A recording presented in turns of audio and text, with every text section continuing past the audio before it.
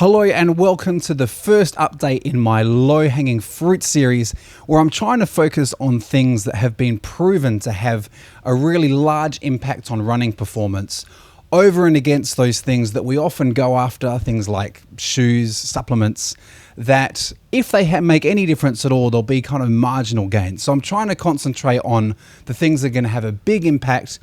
Those things at the moment for me are weight loss and strength and plyometrics.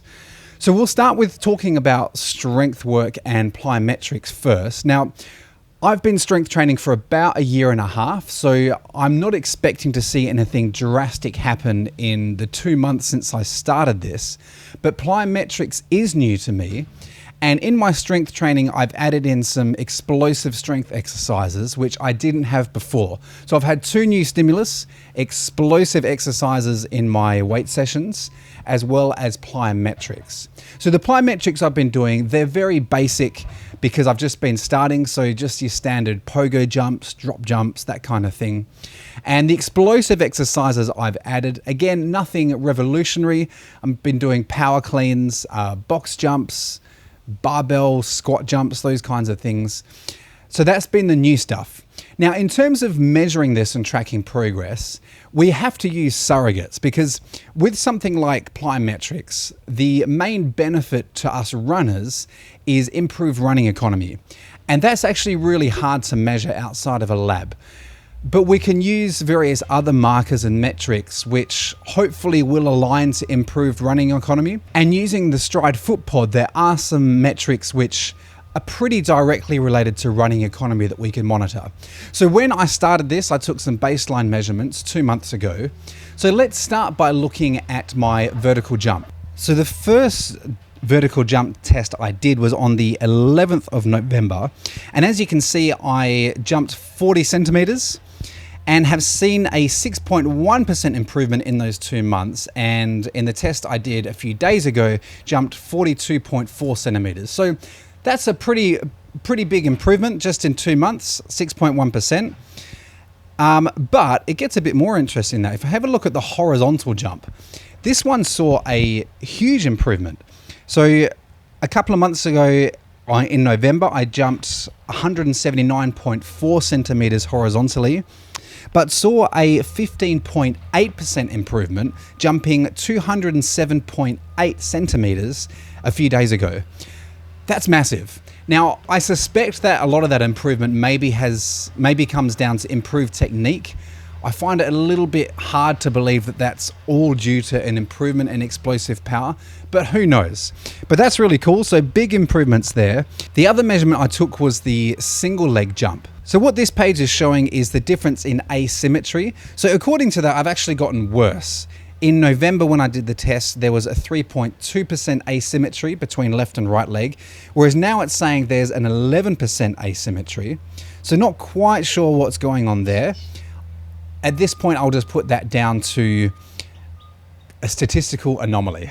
So maybe there was something up with the tests, I don't know. So these are the numbers for the single leg jump when I first did it on the 11th of November. So you achieved a left leg jump height of 19.2 centimeters and a right leg jump height of 18. But if we look at when I did this test again a few days ago, there's a massive difference. So your left leg jump height of 25.3 centimeters and a right leg jump height of 20 centimeters. That is an enormous improvement. And again, I suspect some of this is down to technique, but no doubt a lot of that is due to just an improvement in explosive power from the plyometrics, from the explosive weights training. I wish I worked that out as a percentage. I probably will and stick it up on the screen. But that's some really big improvements in the jump test. Now, again, I need to stress that this is jump test, so this isn't running. This may be irrelevant if it doesn't translate into better running performance, which is the thing that I'm really interested in. But as something which is probably connected as an indirect way of measuring progress, this is really pleasing results. So I think it'll probably take, I don't know, maybe 4, 5, 6 months, who knows, for me to start seeing changes in, like noticeable and measurable changes in running economy. But one thing that I found really interesting, so this is their web app, the kind of software that you can use for analyzing various things. I've got here a comparison of 2 months. So this is showing my footpath from a side view. So you can see in the little figure here, this is what it's showing, my footpath from a side view. This is the left foot. So I'm comparing now, January 2025 to October 2024. So that's comparing now after all these interventions and before I started doing anything. And I was really surprised to see this. There's a big difference in my footpath. So the solid line is my footpath now. The dotted line was my footpath in October. And that's a huge difference. You can see a much more pronounced backswing in my footpath now. Which is really interesting to say the least. And the same story comes over here. So if we look at, let's take cadence for example. In October last year, my average cadence so this is comparing similar speeds, by the way. This is same shoes, same speed. So this is between 5:17 and 5:26, which is kind of my easy run pace. So at easy run pace in October, my cadence was about 182 steps per minute, whereas now it's dropped to 172 steps per minute. Now that is a really big difference, especially considering I haven't consciously changed anything. Like I haven't tried to change my running mechanics or form. This just happened. So I'm blown away, fascinated. I don't know why this has happened. Duty factor is another one. Well, it's probably easiest for me just to read out this little information bar. So it says, this refers to the proportion of time the foot is in contact with the ground during a stride, calculated by dividing ground contact time by stride time. So basically, a smaller number is better. So in October, my duty factor was 36%, whereas now it's dropped to 34%. Which again is a pretty significant difference. And so with duty factor ground contact time, we'd expect the time to become less as we become more explosive. So I think it's probably a really good surrogate for measuring how, good our tendons are becoming at storing and releasing electricity. We want them energy. We want them to be like springs. So when we hit the ground, we want to bang, rebound back nice and quickly. So duty factor, I think, could be a good surrogate for measuring that. So that's really good. Vertical oscillation, which is just the amount of movement we have during each stride, which is up and down. Ideally, we want this to be lower because we want our energy to be spent going forwards rather than up and down. So in October, my vertical oscillation averaged 5.88 centimeters, whereas now it's gone up to 7 centimeters. So that's a pretty big difference, apparently worse, but all of these metrics, they're interrelated. We can't take anyone in isolation. So I would actually expect that number to be higher because my cadence is higher. So all these things are interrelated, and I'll never know kind of which factor kicked off all of the others, if you know what I mean. It's like a chicken and egg situation. They're all related, and it's really hard to say what has caused these changes. Leg spring stiffness. So this one is will be a really good metric for measuring how much more explosive I'm becoming, how much better my tendons are becoming at becoming stiffer springs, at storing that energy and releasing it quickly. But I think this one's going to take some time. So in October, before I started all this, it was averaging 11.2 kilonewtons per meter.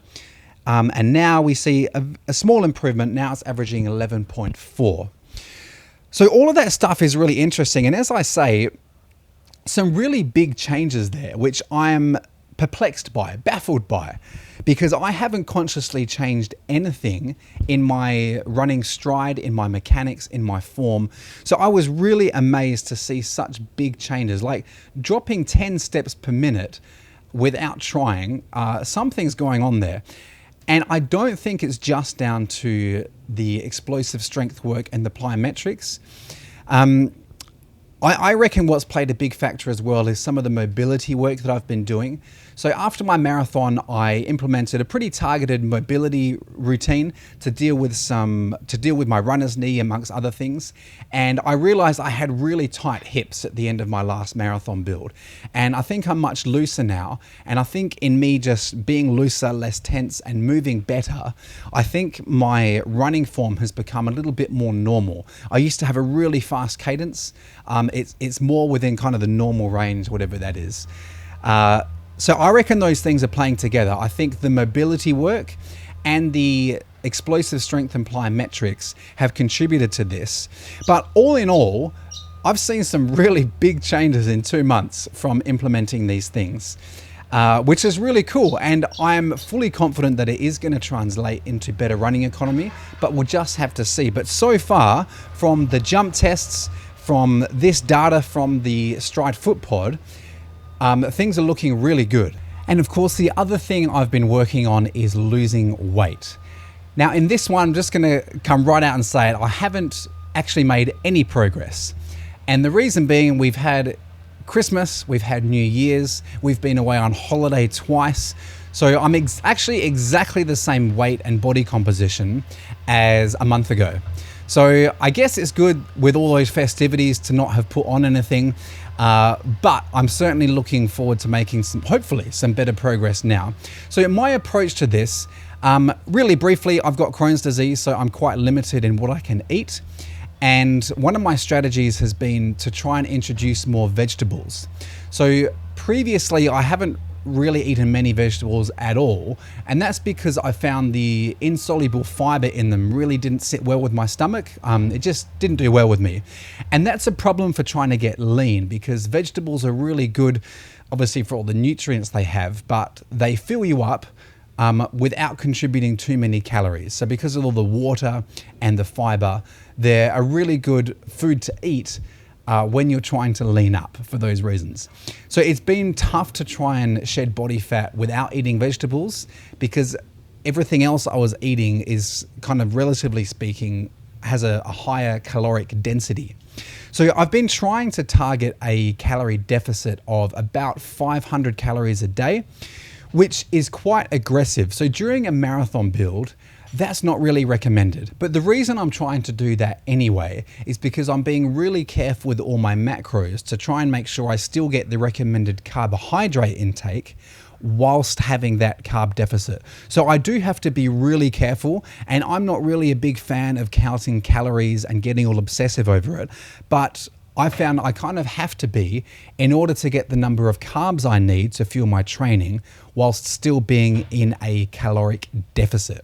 And one thing I've done to help with that is I've got a big spreadsheet with every ingredient, every food that I eat, which isn't that extensive because, as I said, I'm quite limited in what I can eat. And each day what I do is I enter how many servings of each food I've had, and it works out, of course, overall calories, but also my macros, so how much protein, fat, and carbohydrates I have. So using that spreadsheet, I can make sure I'm getting close to the amount of carbs I need each day while still being in a caloric deficit. Now, to date, the problem has been me. The problem has been my tendency to binge, which has been quite a new challenge for me. Again, without going into too much detail, probably about a year ago now, I started a really, really extreme diet called the Lion Diet, which eliminated everything basically. So the only thing I ate for 5 months, and this is an exaggeration, for 5 months, all I ate was beef, lamb, water, and salt. And that is it. And literally, that is it. Nothing else. And I stuck to it religiously. For 5 months, I did this. So the reason I was doing that was to eliminate virtually all foods and kind of rebuild and really just find what works for me. Probably a topic for another video, because that experience was so interesting. Why am I mentioning that? Oh yeah, because ever since that diet, I've had problems with binging on sweets, and that never used to be an issue for me. I used to just have a bit and be done with it. But now, when I have some dessert, more often than not, something just clicks in my brain and I go on a rampage and will eat several thousand calories worth within minutes or seconds. which has been a problem. So during the day, I am perfect with my diet. I prep every meal, and it's all really clean. It's all calculated and worked out. And if I stuck to that, I'd just be making incredible progress and be very healthy. I stick to that almost every day, but then and also my relationship to food has changed. And what I mean by that is I try and view it as fueling. So rather than going to food for any other reason, to celebrate, for comfort, because I'm bored, most of the time I'm really good at viewing food as fuel. And that's really helpful. But there is particularly one time a week where we sit down as a family and that relationship to food changes. It's no longer about fuel, and it starts being a means through which I connect with my family, which isn't a bad thing necessarily, because I mean, that sounds great, doesn't it? A means through which to connect with your family. Great, do more of it. Except that thing that goes off in my brain and I just relax completely and really self-sabotage. Like I'll sit down on a Sunday afternoon. So we've got a tradition every Sunday where I make burgers. We have a great family time. It's awesome. Then usually my wife makes a dessert and we'll all watch a movie together. That's wonderful. Except that dessert for me just triggers something in my mind and I go off on a complete rampage and just won't stop eating those desserts all through the movie.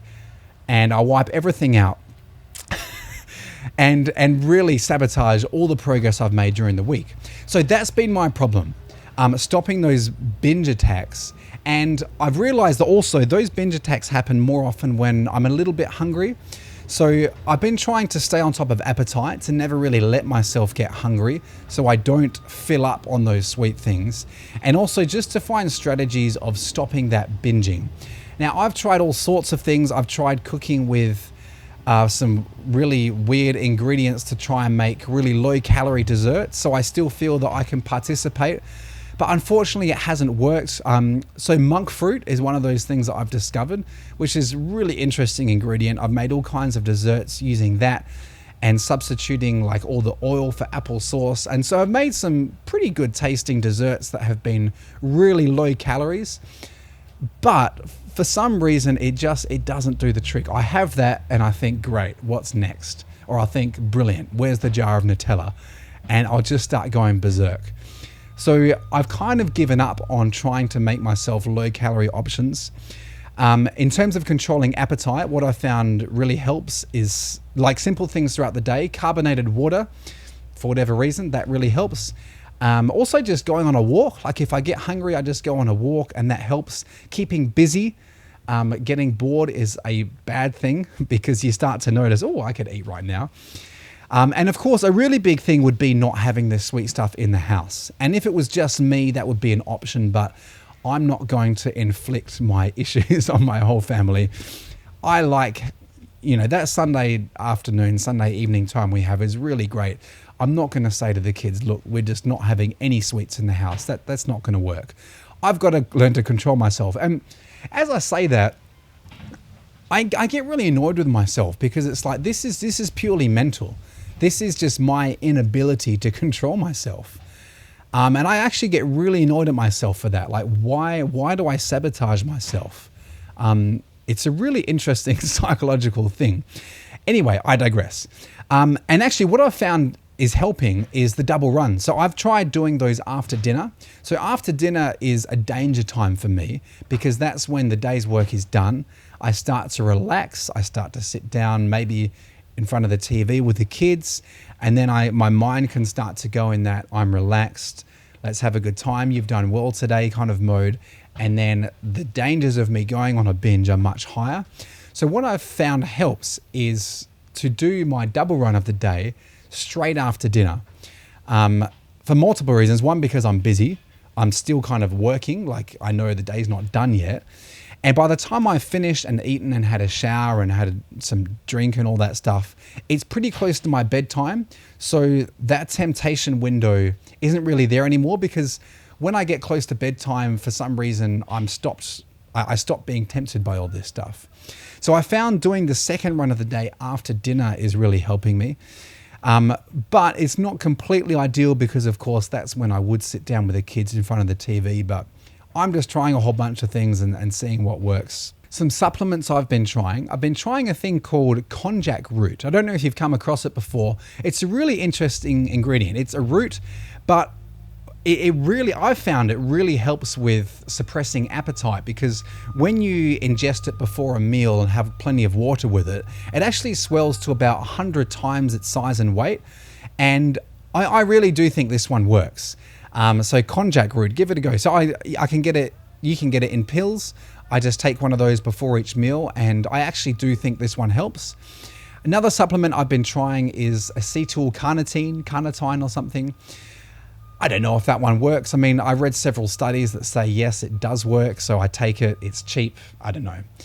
But so far, I've still been in Struggle Town, but I'm looking forward to the next update video. I'm believing that I'm going to make really good progress to report in the next one, because I'm through the Christmas New Year period, back into the routine, and also my mileage is increasing. This is a big factor. And not just for the extra calories burnt, but again, just keeping busy, keeping that kind of work mode going for longer. I think that's really going to help. So I'm still going to target that 500 calorie deficit a day, which should allow me to lose half a kilo a week. And yeah, we'll see. So in this period, no progress made whatsoever, but I haven't gone backwards either, which is a good thing. But I do want to lose quite a few kilos before race day, which is in 3 months. I'll report back in a month time to let you know how I'm going. Thank you for watching, and let me know how you're going with your weight loss journey if you're on one. I found it really easy at the start. So I went from 92 kilos to kind of 79, 78 really quickly. So I found that first big chunk of weight really easy to lose, but it seems that without a lot of mental effort and without trying really hard and watching what I eat carefully, I find it quite tough to go below 75, to go below about 13.8% body fat for me. Yeah, so I'm going to continue to share things I'm trying, what's working, what's not. I'd love to hear from you as well. What's been working? I'll see you in the next one.